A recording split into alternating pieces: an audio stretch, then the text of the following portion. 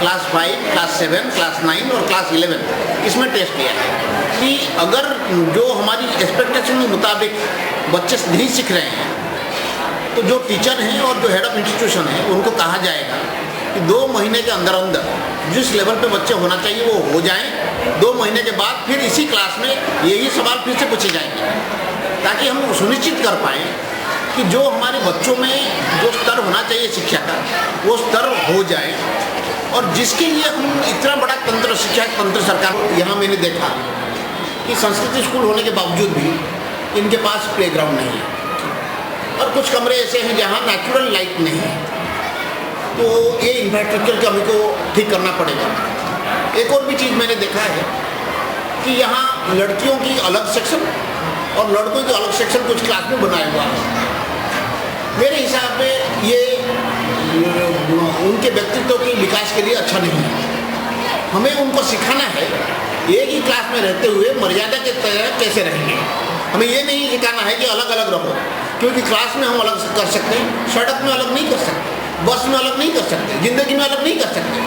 हमें स्कूल का रोल है, भूमिका है कि बच्चों को ज़िंदगी के लिए तैयार करें और अच्छे तरीके से रहने के लिए तैयार करें। अगर हम उनको यहाँ सेग्रीगेट करेंगे तो हम उनको अच्छे तरीके से रहने के लिए तैयार नहीं कर रहे हैं, बल्कि उनको कह रहे हैं कि तुम जिम्मेदार नहीं हो सकते हो, इसलिए हम तुम्हें अलग रख रहे हैं। ये हमारी एक फेल्योर की मानसिकता है, मैं इसको मानने के लिए तैयार नहीं। इसीलिए अगले शैक्षणिक सत्र से हमारे बुला होगा,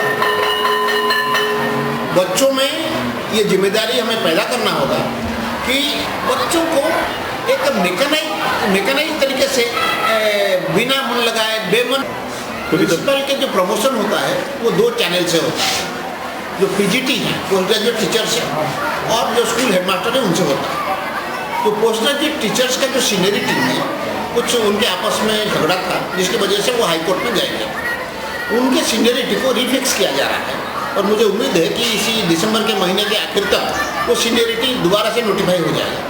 उसके बाद हम बड़े पैमाने पर प्रिंसिपल का प्रमोशन करेंगे और आपके उपमंडल में जो वैकेंसी है वो भर दिया जाएगा।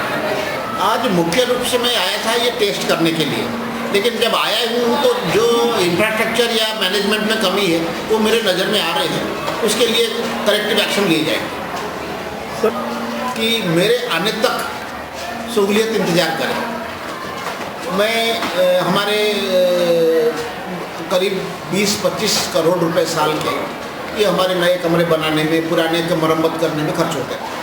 अगले साल के बजट में हम 100 करोड़ डालें ताकि कई ऐसे स्कूल हैं जो 50 साल से बिल्डिंग बना हुआ है, जर्जर हालत में है, उनको नए सिरे से लोग पेड़। जितने टॉयलेट हैं किसी में भी सेफ्टी टैंक नहीं है, सारा गंद बाहर पड़ा है। आज भी आप जाके देख सकते हैं ओपनली गंद पड़ा है। तो हाईकोर्ट भी संज्ञान ले रहा है इस मामले में। तो इस मामले में क्या कदम, क्या इसको आगे प्रबंधक को नहीं कुछ करना चाहिए?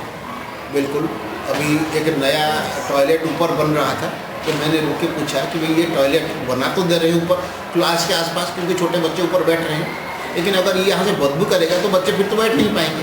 तो इसीलिए टॉयलेट सिर्फ बना देने से काम नहीं बनेगा, उसका सही मेंटेनेंस बहुत जरूर होना चाहिए।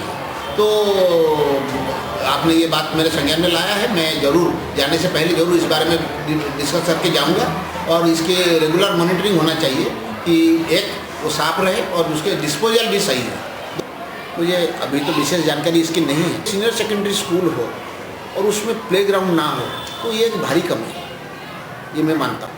और यहाँ कुछ कमरे ऐसे हैं जो कमरे वहाँ अगर आप डेस्क डालेंगे तो वहाँ फिर सारे बच्चे नहीं बैठ पाएंगे। कमरे बहुत छोटे छोटे साइज़ के कुछ कमरे हैं, तो इसीलिए अगर जगह उपयुक्त है, क्योंकि शिक्षा विभाग में ऐसा लगता है कि ये पंचायती विभाग है, कुछ भी हो सकता है। ये मैं बिल्कुल नहीं करने दूंगा। अनुशासन शिक्षकों में सबसे बड़ी जरूरत है। मैं